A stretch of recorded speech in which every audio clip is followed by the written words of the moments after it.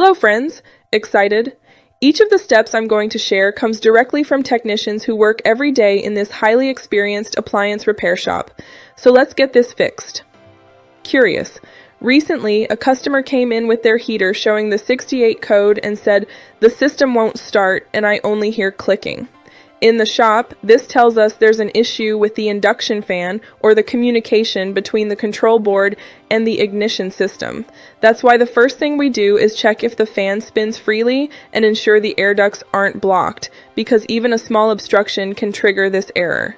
Additionally, several customers mention, "Before the 68 appeared, I heard a strange buzzing," which gives us important clues.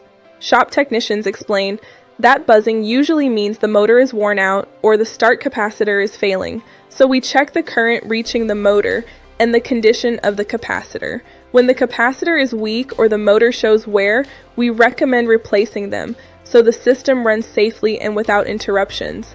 On the other hand, in some models, the control board can lose synchronization with the pressure and airflow sensors. Customers tell us, "Everything seemed normal, but the 68 kept appearing." In these cases, we inspect the sensors and connections, making sure there are no loose wires, moisture, or dirt interfering with the signal.